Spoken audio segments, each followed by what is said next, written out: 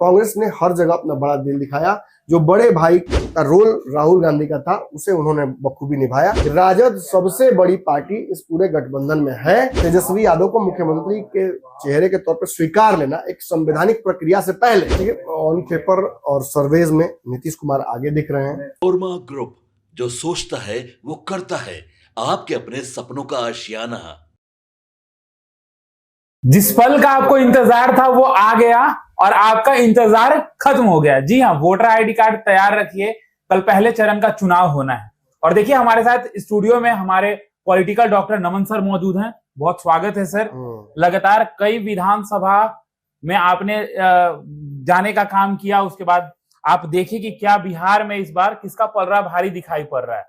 काफी दिनों से आप पटना में नहीं थे, लगातार कई विधानसभाओं में आप गए, वहां से आप ग्राउंड जीरो से दर्शकों को बताने की कोशिश की कि आखिर बिहार में चुनाव में किसका पलड़ा भारी दिखाई पड़ रहा है। कल पहले चरण का चुनाव है, वोटर आईडी कार्ड आप तैयार कर लीजिए क्योंकि कल आपको वोट जरूर देना है। सर, अब ये हम जानना चाहते हैं आपसे कि इतने विधानसभाओं को घूमने के बाद आप विश्लेषण हमेशा करते हैं, तो ये तो एक विश्लेषण आएगा ही कि क्या निर्णय होना है, लेकिन हमको ये बताइए कि तेजस्वी और नीतीश दोनों में आगे कौन दिखाई दे रहा है? देखिए, ऑन पेपर और सर्वेज में नीतीश कुमार आगे दिख रहे हैं, लेकिन बहुत समस्याओं के बावजूद महागठबंधन ने अपने आप को संभाल लिया है। पूरी जिम्मेवारी से बता रहा हूं, मुझे उम्मीद थी कि अंतिम दिन महागठबंधन अपने आप को रिग्रुप करेगी। जो सामने बड़ा ध्येय है उसे देखकर आपसी रंजिशों को, आपसी समस्याओं को, कुछ पुरानी अदावतों को, कुछ नए विवादों को, इनको दरकिनार करके ये आगे बढ़ेंगे। और इस चुनाव में महागठबंधन के सपोर्टरों को, तेजस्वी के सपोर्टरों को, कांग्रेस के सपोर्टरों को, कांग्रेस के अच्छे दिन देखने वाले, उम्मीद में बैठे हुए लोगों को, बिहार में महागठबंधन सरकार देखने वाले लोगों को, बिहार में बदलाव देखने वाले लोगों को एक उम्मीद की किरण ये देंगे। कल रात तक भी बहुत परिस्थितियां विकट ही रही, लेकिन धीरे धीरे आज ऐसी स्थिति में महागठबंधन है क्योंकि कल चुनाव होने हैं, जहां से यह एक बड़ा कंपटीशन, बड़ी चुनौती एनडीए के सामने प्रस्तुत कर सकता है जी। लेकिन इसके लिए तुरंत ही बधाई देने की आवश्यकता नहीं है। इसके लिए आपको यह समझना होगा कि आखिर यहां तक पहुंचने के दौरान सबसे बड़ी जो रणनीति या भूमिका किस पार्टी की रही।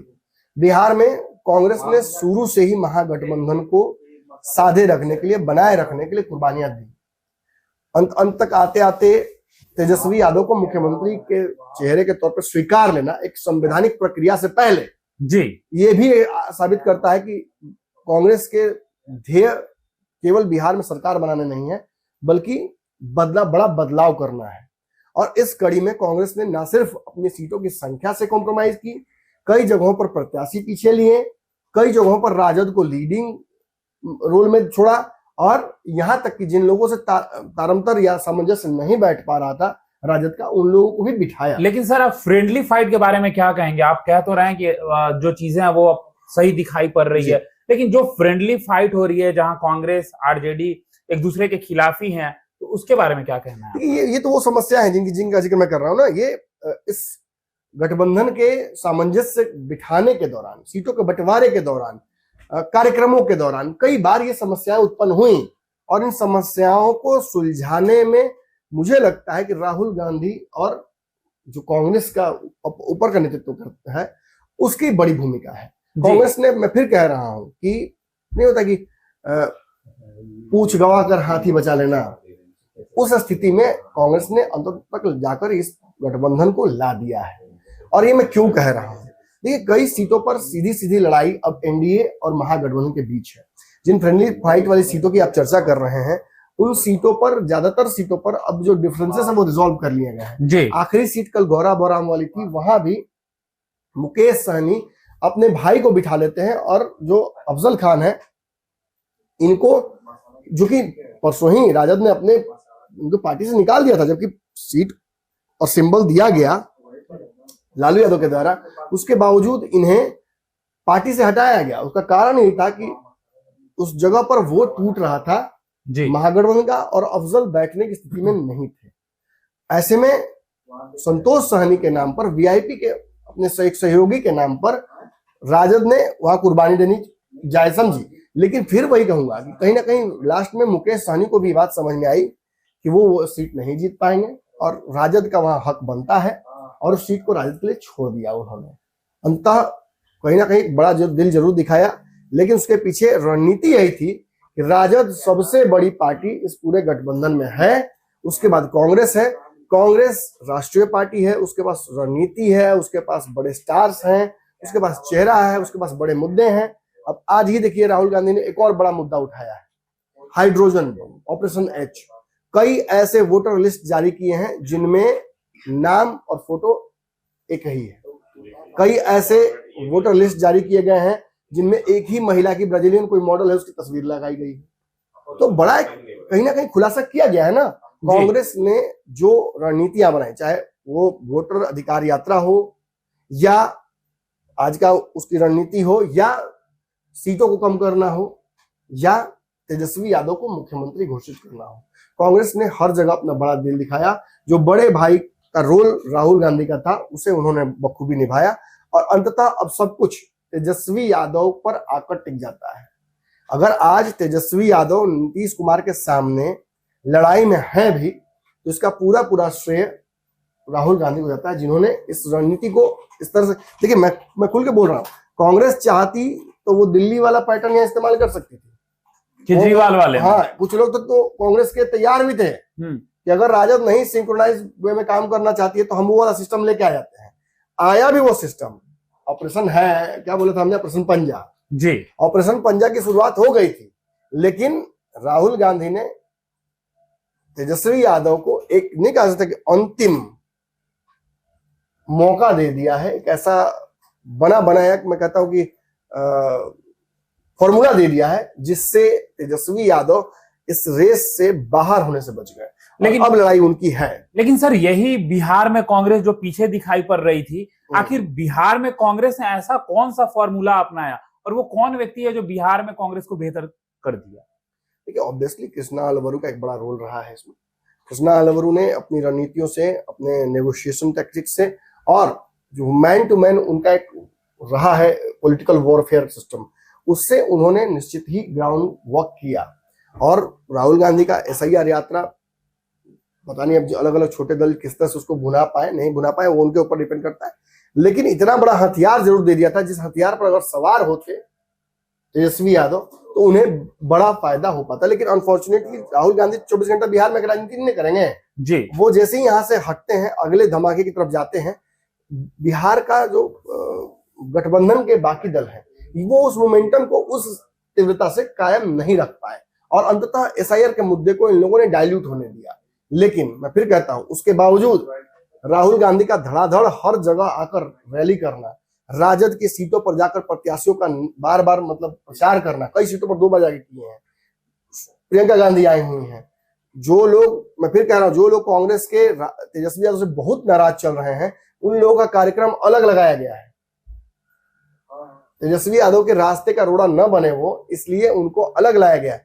तो कहीं ना कहीं प्रयास कांग्रेस ने पूरी तरह से किया है, और फर्स्ट राउंड की जो सीटें हैं वो भी आपको यही इशारा कर रही हैं। आप कांग्रेस की सीटें बताइए मुझे, कांग्रेस और राजद कौन कौन सी सीटों पर लड़ रही है? 122 में क्या हिसाब किताब है उनका? देखिए, फर्स्ट राउंड में जो 121 सीटें हैं, इन पर महागठबंधन शुरुआत तो उसने बहुत पीछे से की थी, और उसके चलते उसको पिछली बार के 2020 के ट्रैक से नुकसान भी काफी होने वाला था।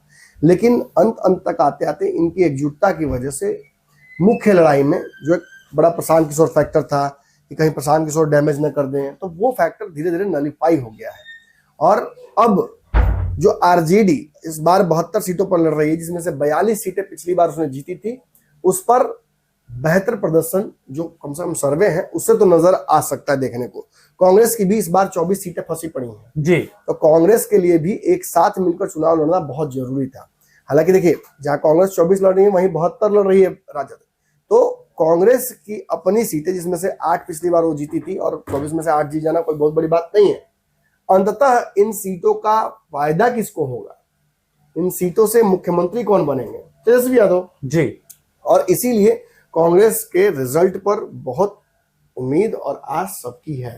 तेजस्वी यादव या महागठबंधन के बाकी दल यदि आपसी कलेश को समाप्त नहीं करते तो आज ऐसी स्थिति में ये नहीं होते कि एनडीए के 121 सीटों पर, जिस पर कम से कम सर्वे तो यही सारा साफ साफ कर रहा है कि एक बहुत बड़ी बढ़त बना ली गई है, वैसा यहाँ नहीं होता जी। तो कहीं ना कहीं अंततः मैं एक लाइन यही बोलूंगा, तेजस्वी यादव ने अंत आते आते बड़े भाई की भूमिका निभा दी, और तेजस्वी यादव जिनको अपने ही बड़े भाई इस बार चुनौती प्रस्तुत कर रहे हैं तेज प्रताप के तौर पर, उनके लिए कहीं ना कहीं प्राणवायु बनकर कांग्रेस आई है। और अब कांग्रेस की जो अंतिम हमें जानकारी मिली है, कांग्रेस का भी मैसेज चला गया है ग्राउंड पर, और कांग्रेस के भी लोग बागी नहीं होंगे आरजेडी के खिलाफ। कल वोटिंग पैटर्न कांग्रेस का देखने को नहीं मिलेगा, दोनों की सीटें और वोट इंटरचेंज होंगे। जी, तो फिर क्या लगता है सर, इस बार आरजेडी जो तैयारी की है, जो महागठबंधन तैयारी की है, और दूसरी तरफ एनडीए गठबंधन जो तैयारी की है, तो पहले चरण का चुनाव में किसका पलड़ा भारी दिखाई पड़ रहा है? ऑब्वियसली पहले चरण में एनडीए काफी आगे है। एक 30,000 जो देने की घोषणा तेजस्वी यादव और कांग्रेस ने की है, ये लेट हुआ है। ये घोषणा जिस समय हुआ है, उसके बाद इसे फ्लोट करके गांव के एक एक महिलाओं तक पहुंचने का एक समय चाहिए होता है, बफर टाइम होना चाहिए, जो कि बहुत कम है। तो ऐसे में यदि फर्स्ट राउंड में आप एक्सपेक्ट कर रहे हैं कि इसका कोई असर दिख जाए तो वो नहीं दिखेगा, लेकिन सेकेंड राउंड जहां पर महागठबंधन का और बेहतर प्रदर्शन होगा, क्योंकि अब मैसेज आने लगा कार्यकर्ताओं में कि देखिए हम एक हैं, महागठबंधन एकजुट है, तो सेकेंड राउंड में बेहतर पोजीशन में नजर आएगा। फर्स्ट राउंड में कुछ सीटों का नुकसान, लेकिन काफी हद तक डैमेज कंट्रोल महागठबंधन ने कर लिया है। जी, तो सर कल चुनाव का पहला चरण है, तो आप अपने दर्शकों से क्या कहना चाहते हैं? हम तो यही कहेंगे कि कल सुबह सुबह नहा धोवा के बैठ जाइएगा, एकदम आपको तार्किक विश्लेषण, तार्किक रनिंग कमेंट्री देखने को मिलेगी। बहुत अच्छी तैयारी हम लोगों ने भी कर रखी है। अब हम लोग तो जनवे करते हैं, आप जैसा हम लोग का निजाम है उसी हिसाब से हम लोग करेंगे। अब आवे साली चुनने वाला सिस्टम होता है, लेकिन ये जरूर कंफर्म है कि जो मतलब 100 सुनार की तो एक लोहार की, जो कहेंगे उसका वजन रहेगा। जी, और ये बता दीजिए दर्शकों को, अगला बार अभी जो आप विश्लेषण कर रहे हैं, लगातार क्षेत्र में जा रहे हैं, कौन से क्षेत्र में ऐसा है जो जाने वाले हैं और दर्शक इंतजार करें आपके विश्लेषण का? सरप्राइज रहेगा, हम पहुंचेंगे उसके बाद बताएंगे, एक झटका देंगे कि हाँ हम पहुंच गए हैं, आप कहाँ हैं। जैसे कई जगहों पे आप जाकर दे चुके हैं, इस बार हम कर चुके हैं, और मैसेज भी आया था कि नमन जी आप हमारे क्षेत्र में आए हैं, बताएं नहीं हमको। समय बहुत कम है, यदि मैं मेल मिलाप में पढ़ूंगा, माफ कीजिए सो, तो नहीं हो पाएगा, चुनाव कवरेज नहीं हो पाएगा। कुछ हॉट सीटें हैं, कुछ इंटरेस्टिंग सीटें हैं, हॉट तो सब कई सीटें हो गई अब, लेकिन सब पर पहुंचना संभव नहीं था। कुछ इंटरेस्टिंग सीटें हैं जहां कई जगहों पर तो मेरे लोग लड़ रहे हैं, तो मैं चाहूंगा कि उनका भी भाई खबर दिखाना। जी, अब जैसे राकेश में छोटे भाई वो चुनाव लड़ रहे हैं, आईपी गुप्ता मेरे भाई हैं वो चुनाव लड़ रहे हैं, और दोनों अलग अलग गठबंधन में हैं। तो इसलिए मुझे लगता है कि कहीं ना कहीं एक जो इंटरेस्टिंग जो सीटें हैं इस सेकेंड चरण की, वहां भी आप मुझे पाइएगा। लेकिन एक और बात है सर, जिस तरीके से लगातार आप क्षेत्र में जा रहे हैं, लोगों से मिल रहे हैं, मतलब कि अपने चाहने वाले लोगों से भी मिलते हैं, आते हैं, फोटो खिंचाते हैं कि हाँ एक बार सर से मिल लिए, लेकिन अभी खबर करने से जस्ट पहले थोड़ी देर एक कॉल आता है आपको कि सर इस सीट का हमको जानकारी दे दीजिए। तो अगर वो देख रहे हैं खबर तो दीजिएगा कि नहीं? नहीं महाराज, एक सीट की जानकारी कैसे संभव है देना, उसके लिए हमको भी देखना पड़ता है कि कौन लड़ रहा है। 243 सीट है महाराज, जो लड़ रहा है उसको ही याद नहीं है। अभी आज ही की मैं खबर बताता हूँ आपको, पारू सीट पर प्रत्याशी लड़ रहे हैं मदन चौधरी आरएलएम के, जाकर सभी लोगों ने उनके पक्ष पर प्रमोशन कर दिया है, बहुत आगे चल रहे हैं। अब अशोक सिंह जो वहां से, अशोक सिंह ना जी, शंकर सिंह, अशोक सिंह जो वहां 4 बार जीते हुए भाजपा के प्रत्याशी थे, जो उनके खिलाफ इंकमेंसी थी और उनका टिकट भाजपा ने काट दिया था।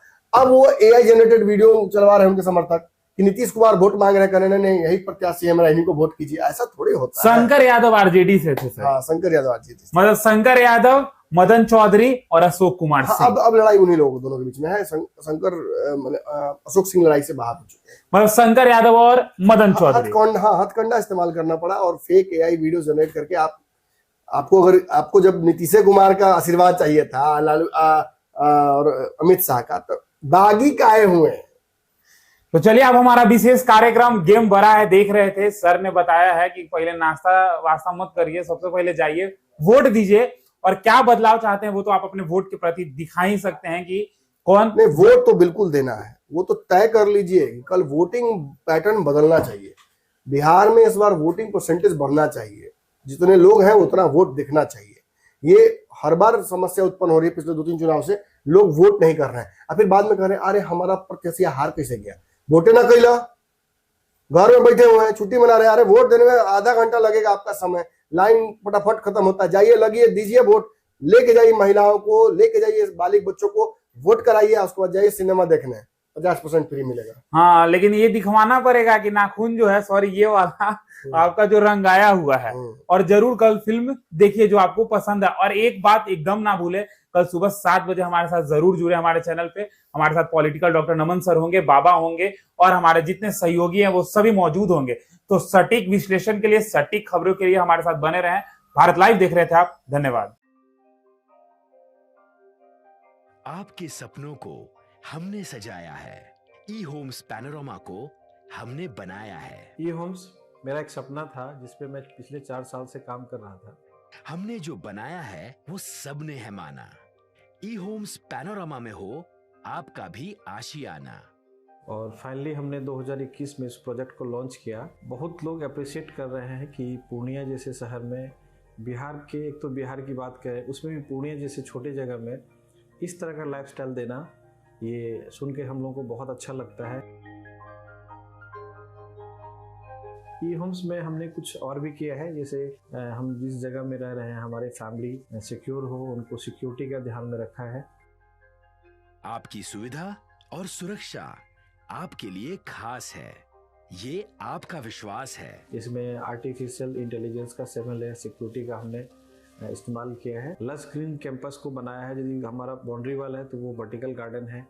ये जितनी भी फैसिलिटी होता है एक इंटरनेशनल टाउनशिप में ई होम्स है, ये हम लोग विश्वास नहीं कर पा रहे हैं। जो भी हमारे मित्र दोस्त या जो भी हमारे बाहर के बाहर आते हैं तो हम लोग को बहुत अच्छा सुनने को मिलता है और बहुत अच्छा क्रेडिट मिल रहा है। वो सारा हमने सिर्फ एक बिल्डिंग नहीं बनाया, हमें एक बहुत अच्छा लाइफस्टाइल दिया ई होम्स में, और मेरा एक सपना था जिसको मैं आज फुलफिल होते हुए देख रहा हूँ। ये आपका आवास है। ई होम्स पैनोरामा में अब आपका निवास है। E Homes Panorama, luxurious lifestyle redefined. Panorama group, जो सोचता है वो करता है। अगर ये वीडियो पसंद आई और वह बिहार के राजनीति और बिहारियत से सरोकार रखेनी तो सब्सक्राइब बटन दबा के चैनल के सब्सक्राइब कर ली। ओजे एगो घंटी बा, ओकरा बटन दबा देला से कुल सटीक और मारक खबर रुआ मुफ्त में मिल जाई। अगर रुआ पत्रकारिता के हमनी के नया प्रयोग में सहयोग कर चाहतानी तो ज्वाइन बटन दबा दी। पेटीएम नंबर नोट कर ली 9386816700।